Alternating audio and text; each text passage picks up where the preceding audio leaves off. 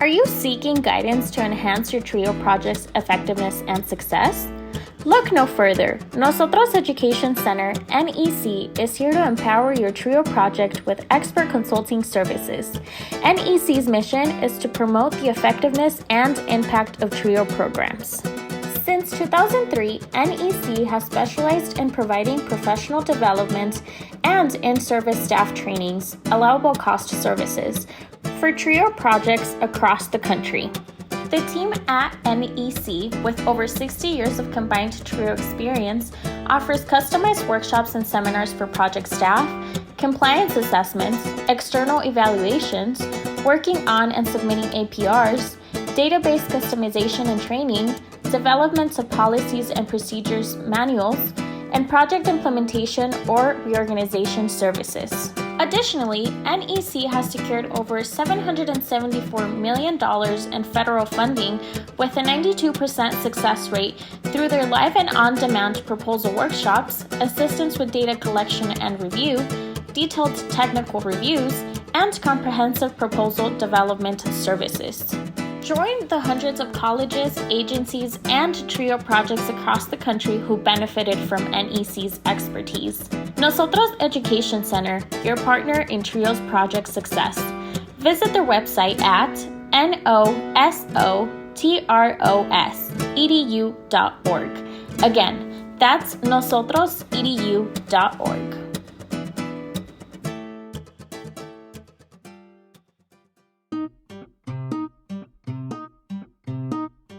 You are listening to Let's Talk Trio on podcast.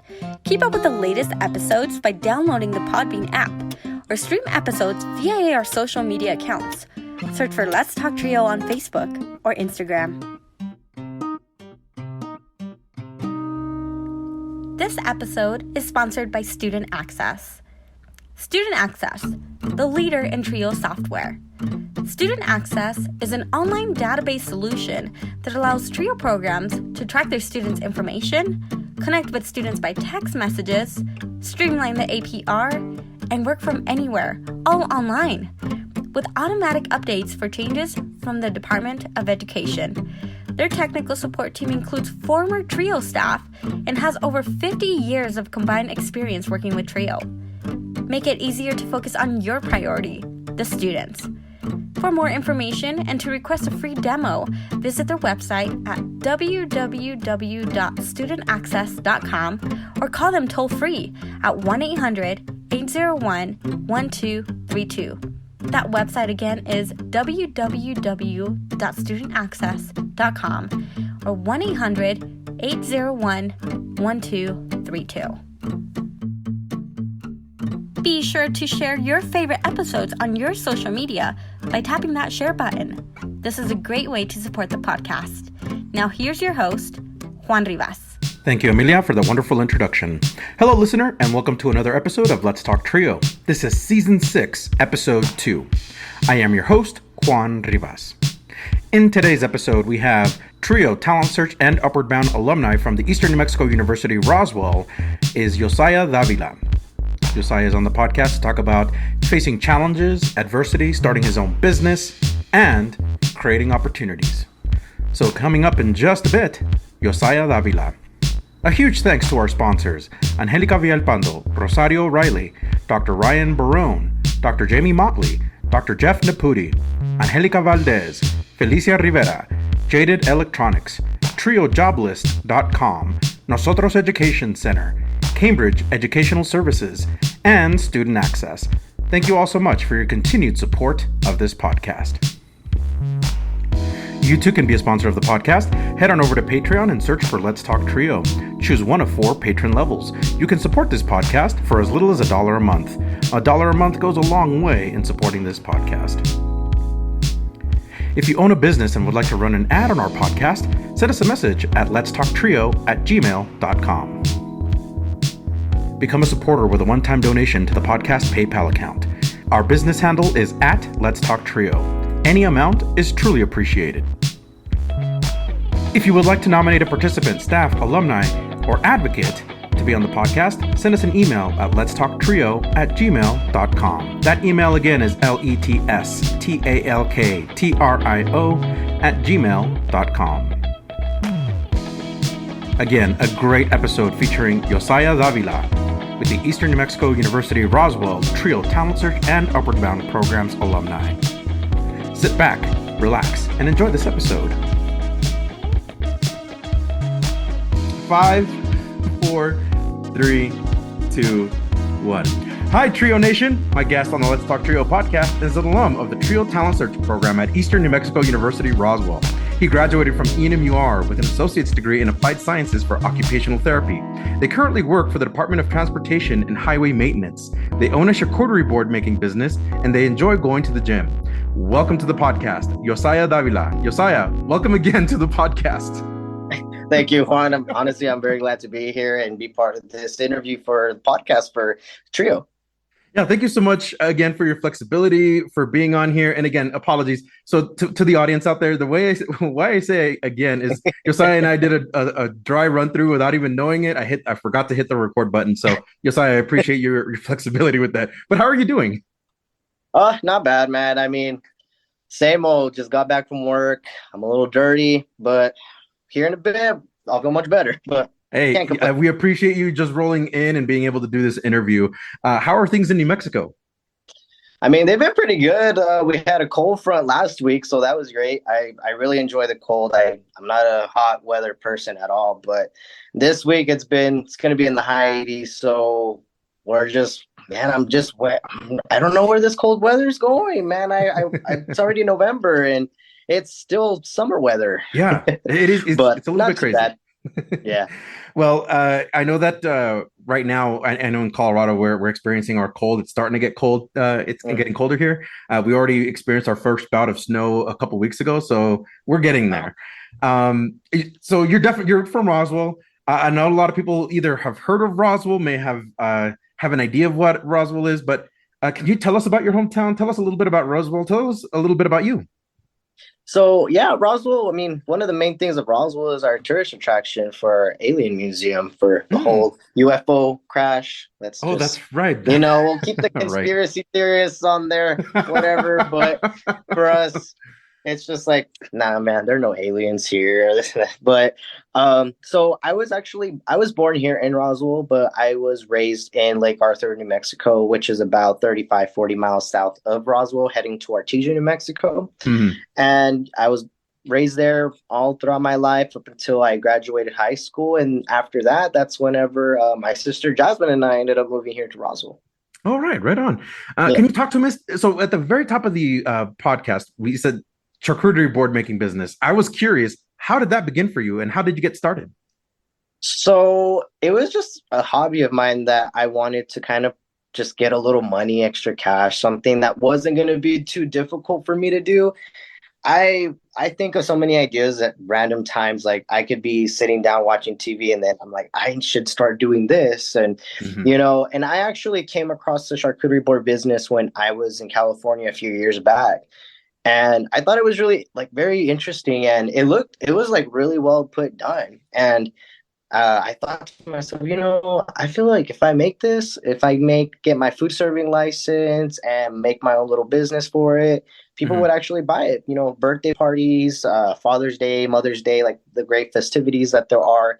And so I started it in June just to get extra cash. And I've had quite a few orders since then. So it's been going pretty good. I mean, I have my slower weekends or where I have no orders, but I'm pretty flexible for the most part when people do try to order. Josiah, congratulations on that side business. It sounds like it's thriving and doing well. Yeah, can't complain. Absolutely. So between that, your job, and then going to the gym, because going to the gym takes a lot of commitment, right? How do you achieve? Yeah. So how do you achieve balance to go to the gym and manage your very busy life? Man, so my schedule has changed dramatically within the past few months. I recently left my former employer about 3 months ago. And before, my schedule used to look like I would work 9 to 5, your typical schedule, and I wouldn't go to the gym until later, from 8:30 to 9:30, 10 o'clock at night, come home, and that was my schedule. Right. But I picked up a part-time job as well at a grocery store working in produce. So my hours there kind of varied. So I worked 12 to 8 every day, or the days that I was scheduled. So I was mainly trying to go to the gym in the mornings, not too early, but just kind of like in between my break period from getting ready for work. So, and I actually did stop going to the gym for about 2 months. I was so overworked. I was drained. I was tired. And Hmm. weekends are usually the days that I leave myself to make my charcuterie boxes and boards, but That's awesome. depending on what orders I get, Hmm. because those are the days I have more availability and where I won't be super drained after work or trying to last minute put a board together just to have it ready, you know. Yeah. But it's just timing, really. Right now, I mean, with my new job that I just recently got, I, I won't be able to go to the gym until like after 6:30 or 7 o'clock at night. So Whoa. that's something that I have to navigate. Absolutely. So let's rewind the clocks a little backwards a little bit. Can you tell Mhm. us about your upbringing and how would you describe your family dynamic? So my upbringing, I was the only child from my family that was born in the United States. Hmm. So my parents and my sisters, they were all born in Mexico. So parents are immigrants. They immigrated over here. Hmm. Um, my sisters, I think Jasmine was about 2 years old when they came over to the United States, and my oldest sister, Jessica, was about 5 or 6, Hmm. somewhere around there. And so, our upbringing, we're a very close knit family. And I'm talking about like traditional Hispanic house. Like we spoke Spanish at home, but I was able to gain speaking English from my sisters because they were already attending school. And so I would speak Spanish with my parents, but when they came with my siblings, we were speaking in English. So for me, I didn't really have a difficult time whenever I did start going to school. My parents, like we were raised Catholic as well. Like literally every Sunday, we could never miss a Sunday mass. Or my mom would wake us up. She would drag us out of bed, even though we didn't want to. So we're a very close, dynamic family. Typical religious Hispanic background family. Yeah, yeah. Yeah. Uh, how would your family describe you? Oh, that's a good question, actually. I feel like my family would label me as energetic. I'm very stubborn at times. I'm super stubborn. Stubborn. Yeah, I mean, I guess I take advantage of it in good Mhm. ways and not necessarily bad, but definitely a courageous and valiente, like super brave. I would say Mm. that that's how they would describe me. Do you remember your early days in grade school? Well, how was that experience like for you? Oh, honestly, I have a great memory. I remember the first day that I even started going to Head Start and my Mhm. first day of kindergarten. I Wow. remember it vividly. I even remember what I wore, like my experience. I was that child that, when parents drop off their kids for the first time at school and parents are very emotional and the kids are emotional because they don't want to be around a bunch of strangers. They want to stay with mom. I was a complete opposite. The minute my mom dropped me off, I was Mhm. pushing her out the door. I'm like, all right, you can go. Like, leave me be. I am free. Like, I can do whatever I want. So, my early childhood years in school, they were honest. I had a blast in elementary. I honestly don't necessarily remember having a really bad time in Mhm. elementary school.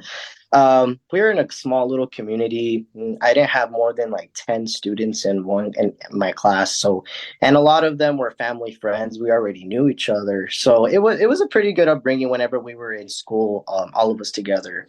Um, I do remember though, I've had such a difficult time with school. As well, as long as I can remember, I always struggled. I didn't know it at the time. Now that I've recently been diagnosed with ADHD, Mhm. um, I was labeled as that kid that was disruptive. I was always talking. I was always off task. I was just disrupting the other students.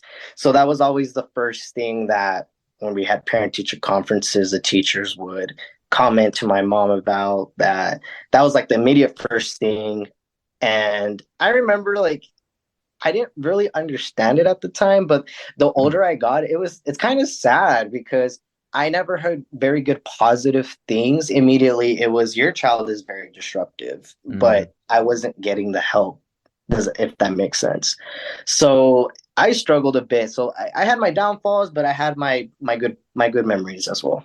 Absolutely. I'm sorry that you had didn't have like that very positive reinforcement with the teachers. It feels like that the energy that was being displayed was like that could have been redirected, and they could have helped you grow in that area. But Oh, absolutely. yeah, I'm sorry. No, it's all good. I feel like we all take things and we learn from them now that we're older, but I mean, you can't really change what happened in the past, but it is what it True. is. Did you have a favorite subject? Honestly, my favorite subject was either physical education. Of course, I love sports. That and science class, like with biology, I was very interested in. Only because it was a very hands-on subject, especially whenever like in high school when we started dissecting animals and, you know, doing a lot of hands-on. So it caught my attention much more than just any other subject, honestly. Yeah. So how did you find out about the Trio Talent Search program, or did they find you? Honestly, I knew about it since I was in elementary, and Oh, wow. the only reason was because Jessica, because I was about like in third or second grade when Jessica started attending Upward Bound, and so I knew that she was in a program because she would have to get picked up in a bus, and they would bring her here to Roswell to the campus, and then they would take her back. And I was always like with her and my mom when they would do the drop off, but I didn't know what the whole point of Upward Bound was as a I see. young child. Yeah. But then whenever Jasmine started going, I was already in middle school, so I kind of started getting a better idea of it. And we all had the same director that ran the Upper Bound program, so she Right got to on. meet my sisters and myself, and plus the assistant director as well. So I learned a lot of it from my sisters firsthand. And then once I actually got introduced to it when I was in eighth grade, I believe, and I was actually able to talk to the director, and she kind of broke things down for me, what it looks like, what the classes were going to be like. It gave me a better advantage and to understand exactly the whole program and what it did for like the students that were planning on going to college. So I'm sorry I misspoke. So you were part of the Trio Upward Bound program. Mm-hmm. Right on. That's amazing. Yes. Yeah. What is kind of a favorite memory from Trio Upward Bound, or what do you remember most about the program? Honestly, it was such a fun time. It not just experience wise, like trying to prepare yourself for college, but the friendships that we made with other students from different schools. So I enjoyed it very much. And um, I also enjoyed the fact that whenever I would come to Upward Bound, we had classes. And a lot of the classes that we would have, I felt that I was educated much more than I was being educated back at my regular school in Lake Arthur, because they were so understaffed. We had low budgets. They couldn't even afford for us to have the right teachers or even have teachers. Majority of my classes I had to do online because they couldn't afford any staff. Wow. And so for me, I struggled a lot. So being able to be part of the Upper Bound program, it gave me that advantage that I needed to learn more. And so I had teachers that broke things down for me, that explained things to me that I didn't understand.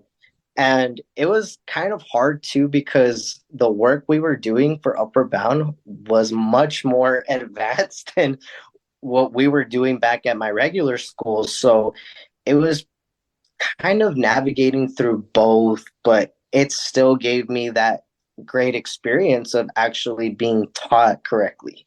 Right on. Was college something you gave a lot of thought about, some thought about, or a little bit of thought about? Yes and no, but I felt honestly, whenever I was in high school, I feel that because my sisters, they paved the way for me because they've always been my role models. They since since I was younger, and I look up to them, and till this day I still do. I honestly don't know what I would do without them, but because they paved the way of being in college and me experiencing and seeing them going to class and completing everything, I felt the pressure really bad. And Mm. I felt very discouraged as well because both of my sisters were very highly educated. They were book smart.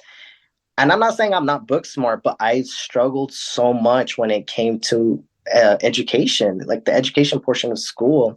Hmm. And so I was very discouraged in that because I felt a lot of the time I was being compared because I Mm. witnessed it and I've heard it from previous teachers that they would compare me a lot to my sisters or say, Hmm. your sisters are really smart, like they have straight A's and you're struggling, you're barely passing with the C or you have an F. And so it was very discouraging and upsetting at the moment. Not that I had any animosity towards my sisters at all, but it's just I was much different and I knew I was different.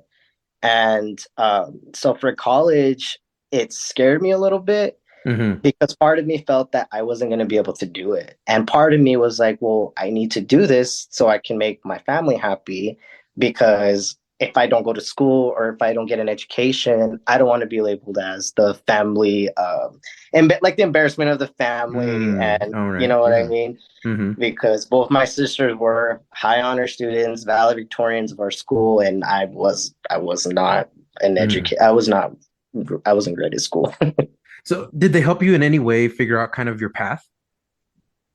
Oh, absolutely. They would always give me ideas. They're, because when I was kind of figuring out exactly what it was that I wanted to go to school for, because I honestly didn't even know. I just was trying to think of what was easier, I guess you could say, or something.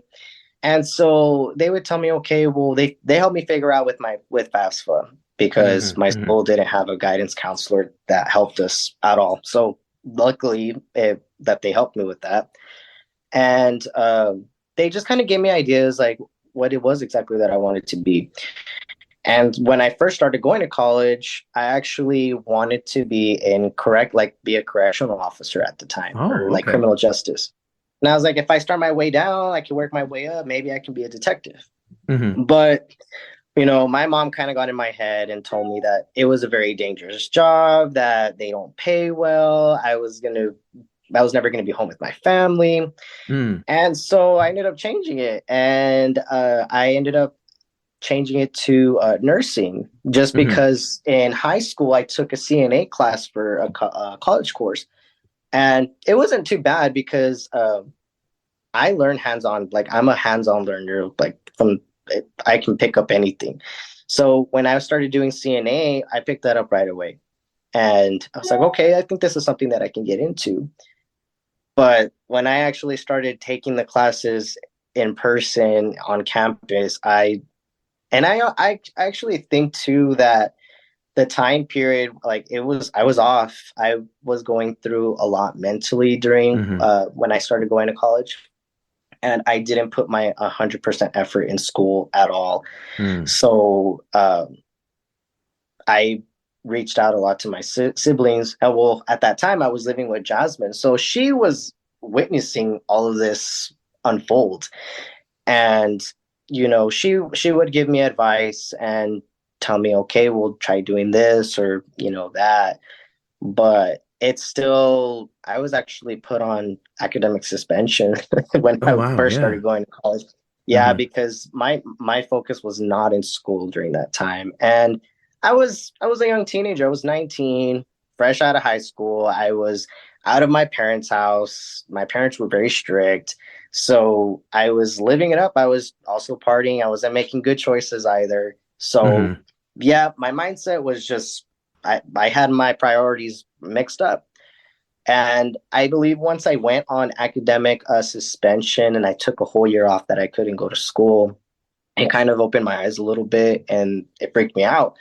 And I told myself, okay, well, this year I just need to focus on working. I need to focus on saving.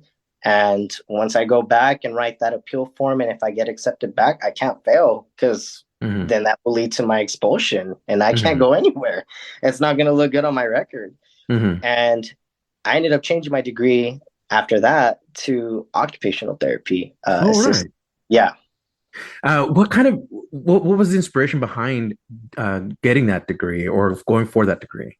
So I was actually working for an app for a daycare, and I was there.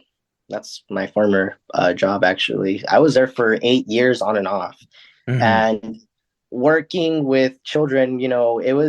I was really great with kids growing up. I would babysit kids from time to time, so I was like, okay, well, this job will help me. Like, I'll be able to save up a little bit. And it was a lot. Like, I was able to engage with occupational therapists, physical therapists, speech therapists, because a lot of the kids that attended the facility or the learning center were receiving early intervention therapy because the company that I worked for had an early intervention program. So a lot of the therapists would go to the daycare and they would give therapy to the 1 year olds or some of the 2 year olds that were there. Mm-hmm. So I kind of worked with some of the therapists and I saw what they would do. I saw everything. Mm-hmm. And one of them had actually told me that they have a program here for occupational therapy. And at this time, I didn't even know what occupational therapy assistant was. And so I was like, well, I'm really good at working with kids. I have plenty of patience, been doing it for a while. Maybe this is something that I can do as well. Maybe nursing isn't fit for me. Mm-hmm. And so yeah, like they told me everything about the program from here from campus. I started kind of looking at it online, what their classes look like, what their degree plan looked like. So I was like, okay, so once I'm able to write that appeal and go back to school, I'll change my major and work on getting the classes that I need to get accepted into the program. Right on. All right, so I know we skipped ahead a little bit for the college, but I Yeah. wanted to quickly backpedal a little bit. Can you give Mhm. us like an overview of your high school experience and what preparations did you make to get ready for college? Oh man, honestly, high school, I hated high school. I had the worst experience with high school.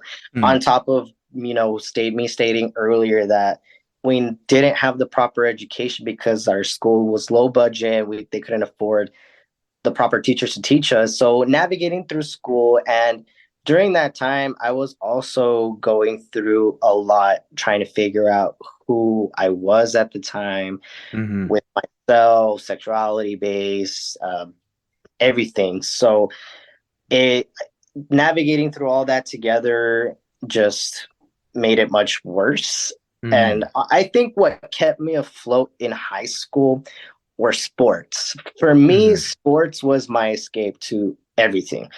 Once I was playing or once I was at practice, I wasn't thinking about anything except being the better athlete. Like I was a very competitive person. And for Mm-hmm. me, that was my goal was I'm gonna outbeat this person. I want to be better than this person, but on top of that, I want to be better than I was yesterday. So I would bust my butt day and night when it came to sports.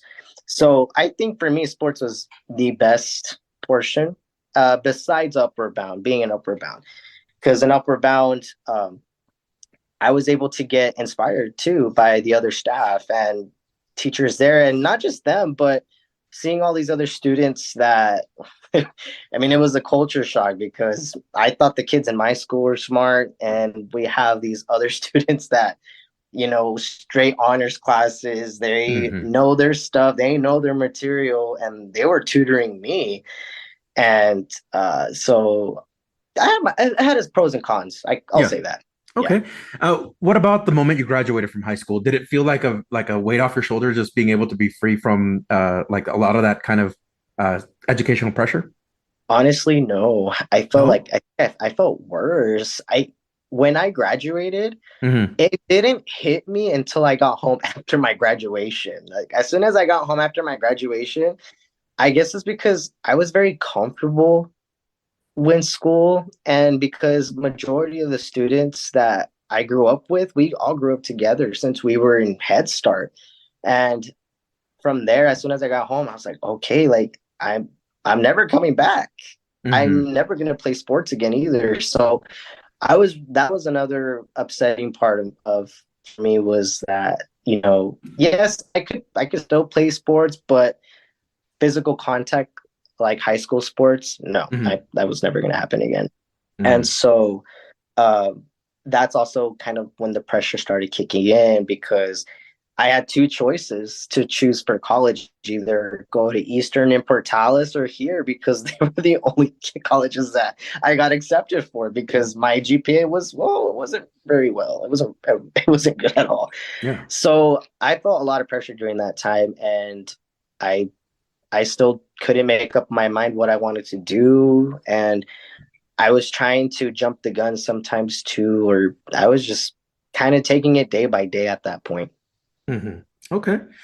For a lot of students that graduate after high school, and I think I'm making a huge assumption, so please correct me if I'm wrong.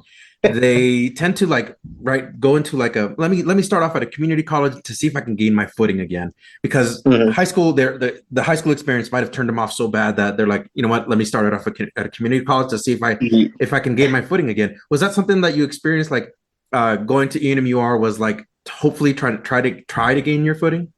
Honestly, no, because to me it didn't matter where I was gonna go, because I was actually gonna go to Eastern in Portales. That was my main, because Mm-hmm. Jasmine was still there. Jasmine and Jessica went there, and so they were familiar with the town. If I would have gone to Eastern, I would have still been going to school and living with Jasmine still, like while she was attending college there. Mm-hmm. However, the reason why I stayed in Roswell, and it was probably a stupid choice of mine, very dumb choice, but my ex, well, at the time when I was still in high school, she kind of manipulated me and gaslit me a bit, because she lived in Artesia, but she was way, way older than me. So when I told her that I was going to that I was wanted to go to Portales, she kind of made it into a sob story. Like, she never was happy that I was going to college. Just to begin with, she was never happy for me, and so she turned it around and said that she wasn't going to trust me because I was going to be far, that it wasn't going to work, and that if I go, that we can't be together. And so, me being gullible, very naive at 18 years old, I was dumb, and I said, all right, well, I can still go to campus in Roswell. I said, we'll be closer. And I mean, all for what, it didn't work out anyway. But Mm. I'm sorry. honestly, I mean, everything happens for a reason. Sure. I was still able to still live here with my parents. They helped me out a lot still.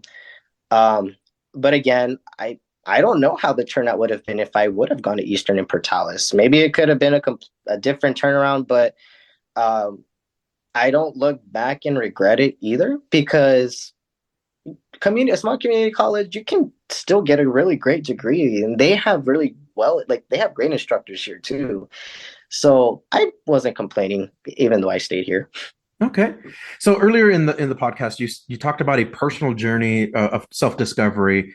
Yes. We talked a little bit before the show to see if Yes. you wanted to share that. Would you like to take this Yes. moment to share with the audience what that was, what that journey for you looked like? Yeah, absolutely. So I am a transgender male. So I started my transition in 2018. Mm, And this also relates back to how I was talking about that I had a lot of problems in high school with trying to figure my self identity, my sexuality. So I knew at the time, like, I was into girls at the time. So in high school, because I am female to male, or at that time I was labeled a lesbian. So coming out was very difficult to begin with, because mm, I come from a very, religious Catholic background with strict Hispanic parents. And so for me, um, you didn't really like, I knew what lesbian and gays and bisexual people were at the time, but I didn't know of any other lesbians around me. And so I didn't know how my family was going to take it when I was in high school, when I did come out. mm, And so yeah, it was difficult, and luckily I'm blessed that my family has been super supportive of me throughout my entire life. So that has helped tremendously. Um But after I came out and, I was able to be comfortable in dating the people that I was into, I still felt very, I don't know, like it's a very hard and complex way to describe. I still didn't feel whole. Like Mm. I always felt that something was missing, but I just didn't know exactly what it was. And so in high school, I did change my look so many times because I wanted to fit in so I wouldn't like draw attention. I didn't Mm-hmm. want people to think that I was, lesbian or catch on because I didn't want people to judge me or make fun of me. Mm-hmm. And so once cat was out of the bag, nobody really cared. So they knew and they supported me. So I was like, all right, whatever. But once I graduated high school and I started kind of, becoming young adolescent at the time into adulthood, that's kind of when the feelings were deeper. And so I used to have long hair. I was already dressing like a guy already, and I ended up cutting off my hair. I believe I was like 22, 21 at the time. And I think that's kind of when I started accepting what was going on, but I still Mm-hmm. didn't know because this stuff wasn't really spoken about yet. Not like how society is today, like where it's Mm-hmm. super open and accepting. And so I did about a year and a half research just trying to figure out what it was that I was feeling. Why was I feeling this way? Like I thought, and I didn't want to, I don't know, like I felt like I was kind of going crazy for a minute, Mm-hmm. but I was able to come across, a video of another transgender male. He was telling his story on his YouTube channel. And that's kind of when I finally accepted it because everything that he spoke about in his coming out story was like, I was checking off a list, like check, like Mm-hmm. that's me, like check. Wow. His entire upbringing to what he felt throughout his whole entire life up until him coming out was exactly spot on with what I was feeling. Mm-hmm. And so, yeah, I continue doing more research, just trying to navigate through that because it's a process to start your transition. You have to find a therapist. Um, you have to find a doctor that can treat you and prescribe you with, HRT. And so I remember I was taking a psychology class. It was like a late night class, and I was Mm-hmm. still living with Jasmine at the time. Mm-hmm. So we started talking about, bisexuals, like transgender people were, lesbians, all of that. And immediately I was like, I need to tell somebody. Like I need to open up. I need to let it out because I hadn't told a soul yet. And as soon as I got out of class, I texted her. It was like 9:30 at night, and I told her, I said, "Hey, when I get home, we need to talk." And immediately she told me, "Is everything good?" And I said, "Yeah, like it's nothing bad, but I have to tell you something about me, but it's not bad." And immediately she replied back, and she told me, she's like, "You're trans." And I remember I kind of like I froze for a second. I don't remember if I ended up calling her. I think I did call her.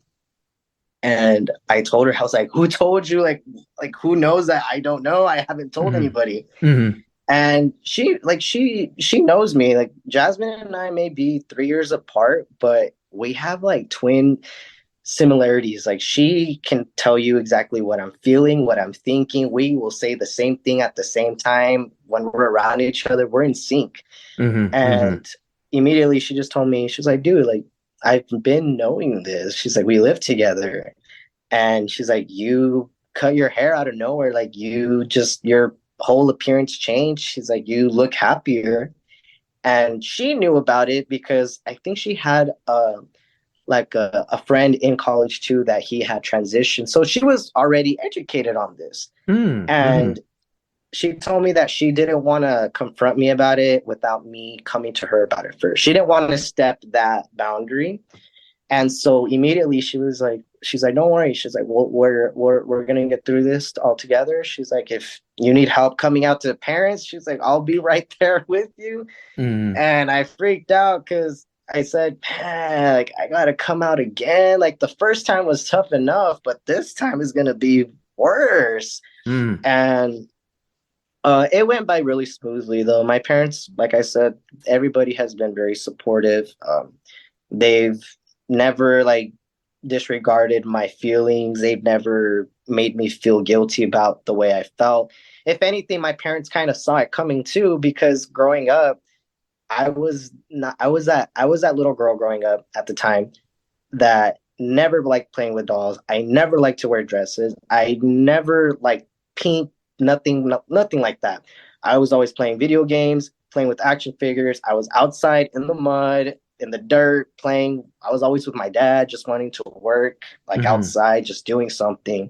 Mm-hmm. And, so I guess for my parents, they kind of, they're like, like we saw this coming, like this, it makes sense. Mm-hmm. And so, yeah, I mean, it's been a roller coaster over the past 5 years. To say the most, it's been a Yeah. crazy ride, but um, with the help of getting counseling, therapy, navigating through everything, support system as well, it's gone great. And I honestly cannot.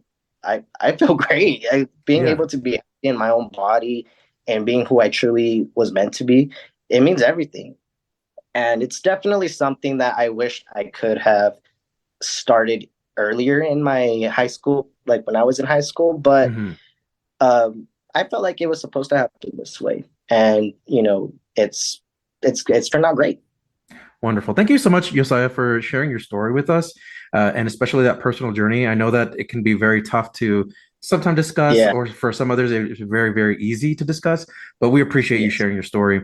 So, kind of getting back into the college track of this discussion, what did you hope that the occupational therapy degree would do for you, for your associate's degree? I honestly thought it would make me feel successful. Mm-hmm. This plays in the big role, like I had mentioned earlier, that the pressure was on. I felt that if I do this, if I pass, I will prove a lot of people wrong, not Mm-hmm. just other people, but myself, because I did it. And when I thought that I wasn't going to get through it. And Yeah. um, it was an amazing program. I was honestly blessed with my classmates that I had, because we became a big family, and I'm still in contact with them to this day.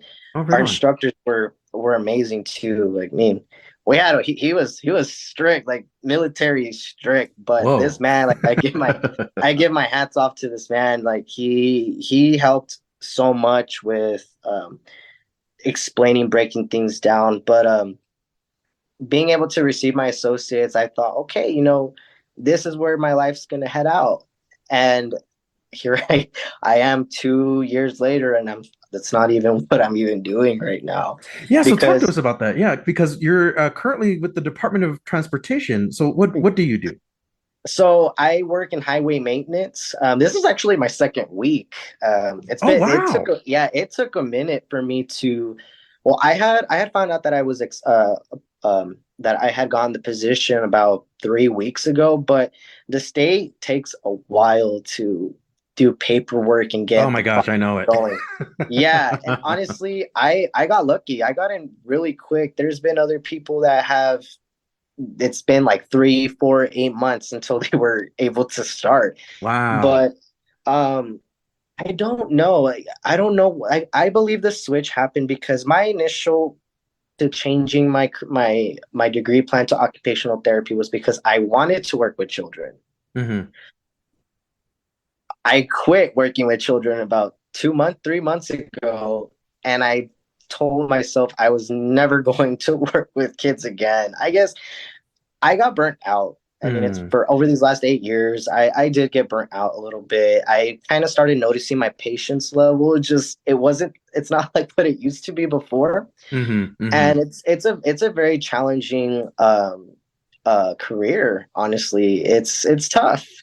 And I wasn't receiving the proper benefits and the right pay that I deserved. Hmm. And even in occupational therapy, I still needed to pass my national exam to be certified Certainly, yeah. occupational therapy assistant.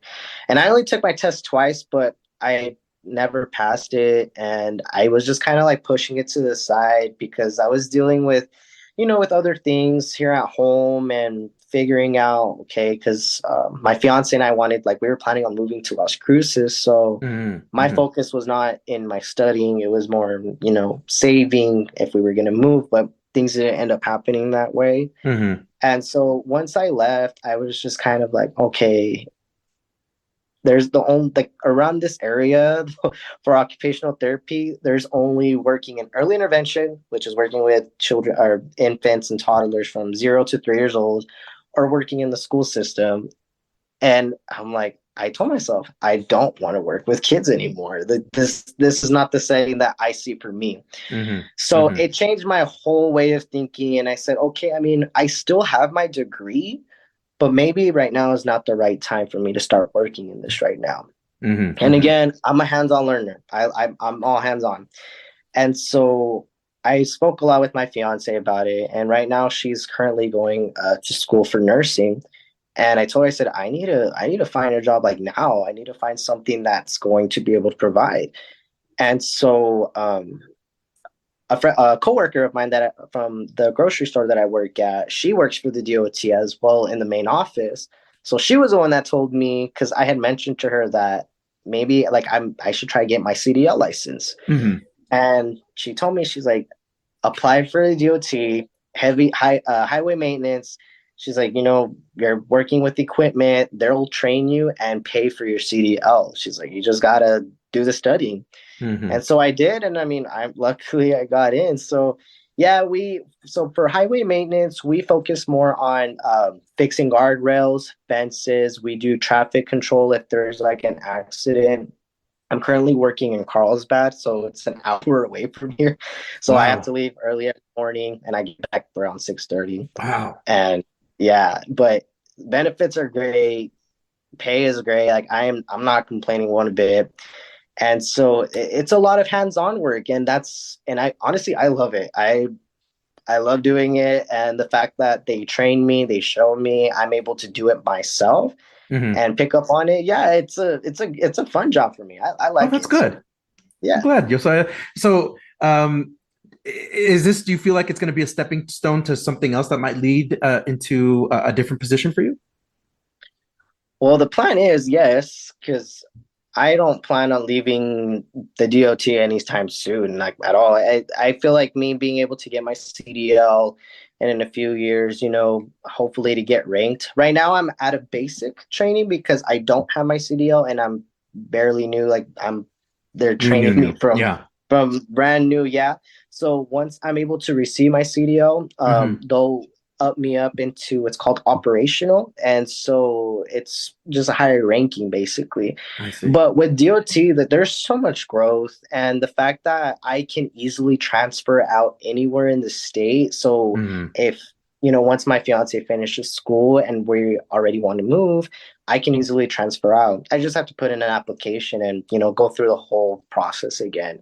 But by then I'll already have that experience and that training, and it will make it much easier. And so just moving on up from there, there's so much growth in the DOT, and I see a lot of potential there with me during the future. Wonderful. So speaking of the future, what do you see yourself doing in about 3 to 5 years?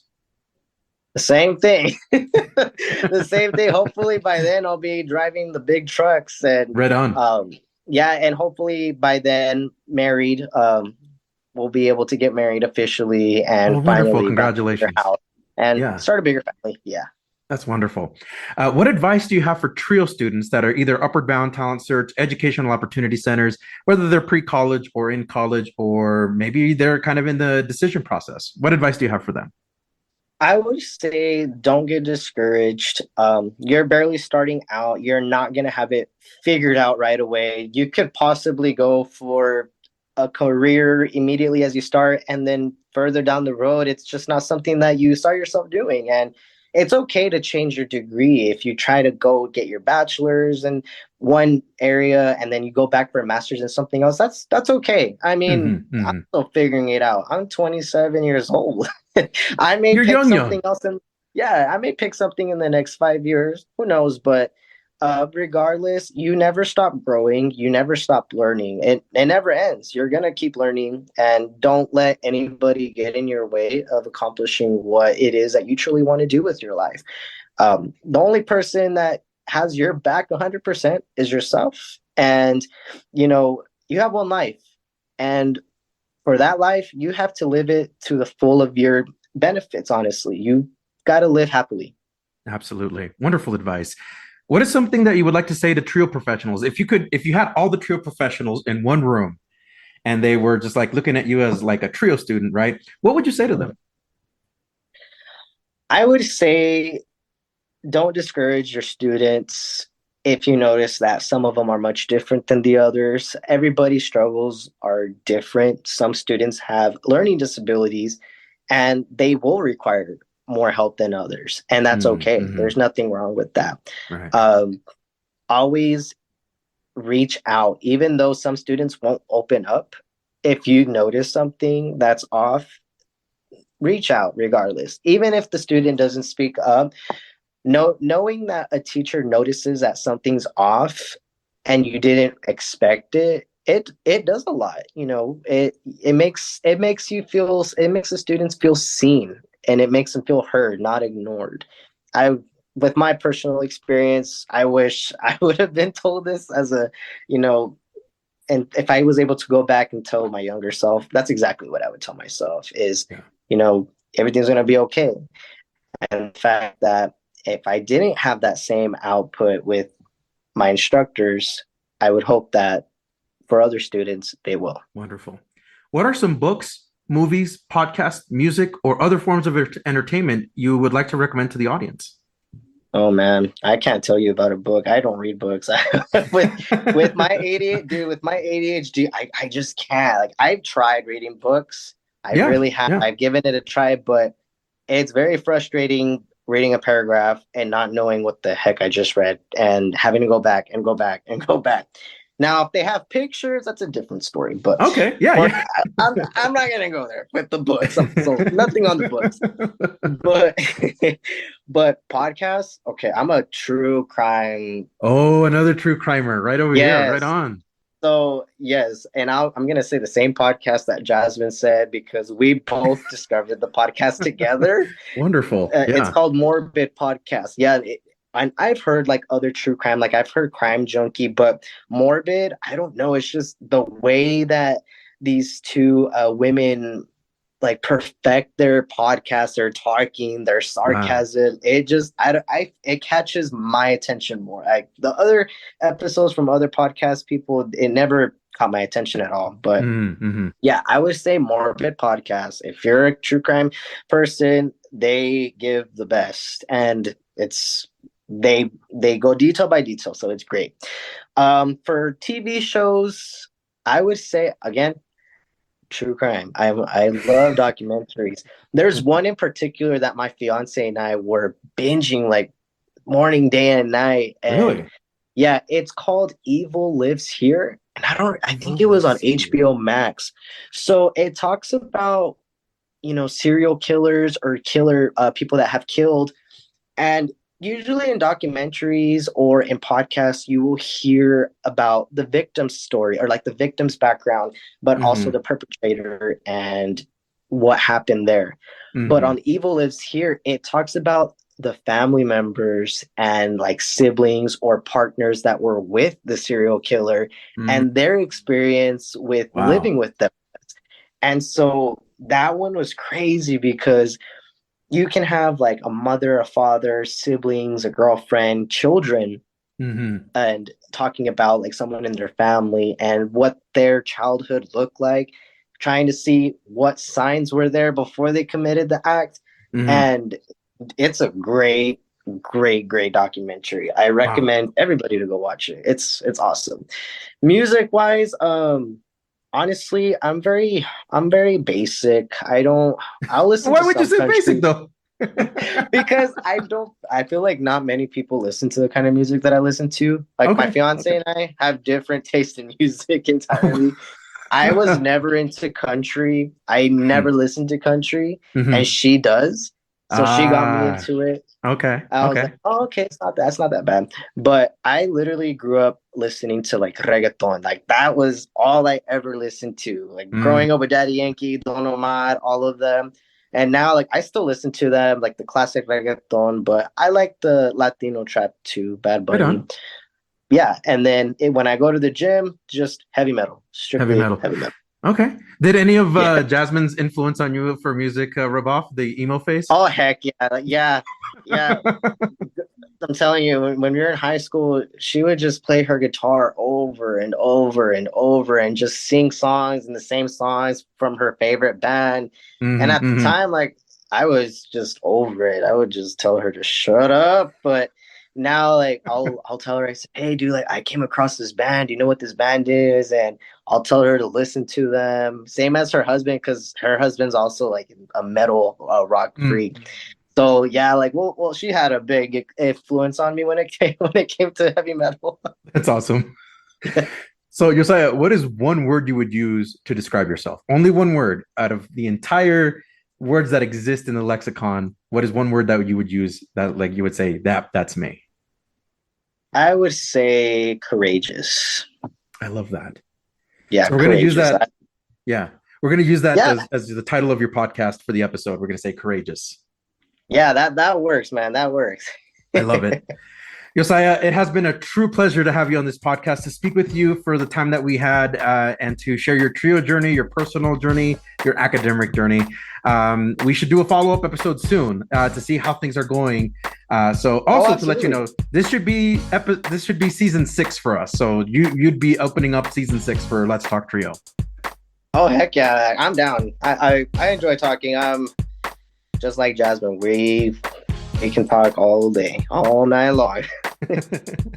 Josiah, we have a tradition on the Let's Talk Trio podcast where we have the guests sign off. Do you care to do the honors? Yeah, of course. Hi, this is Yosiah Davila, and I am a Trio Upward Bound alum from Eastern New Mexico University-Roswell. I have attained an associate's degree in occupational therapy from ENMUR, and now I am working as a heavy maintenance in the DOT for the state. And also, Trio works. That was our guest, Yosiah Davila, from the ENMU-Roswell Trio Talent Search and Upward Bound Programs alumni. Josiah, thank you so much for being on the podcast and for sharing your trio journey. Remember, if you would like to be on the Let's Talk Trio podcast or know a staff, advocate, participant, or alumni, send us an email at letstalktrio@gmail.com. That email again is letstalktrio@gmail.com. A huge thanks to our sponsors, Angelica Villalpando, Dr. Jamie Motley, Dr. Ryan Barone, Angelica Valdez, Dr. Jeff Naputi, Rosario Riley, Felicia Rivera, TrioJoblist.com, Jaded Electronics, NOSOTROS Education Center, Cambridge Educational Services, and Student Access. Thank you all so much for your continued support of this podcast. You too can sponsor the Let's Talk Trio podcast in one of 3 ways. Become a monthly patron on Patreon. Our base level starts at $1 a month.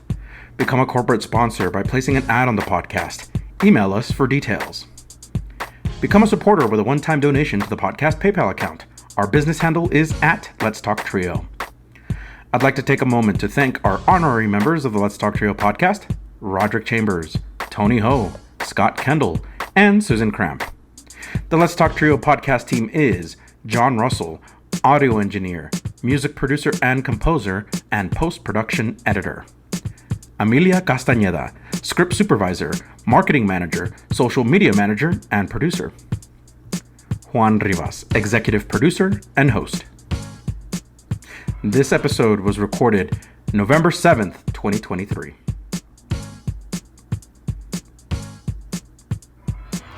We are in an election year. I urge our listeners to always exercise their right to vote. Thank you so much for listening, and we will catch you on the next episode.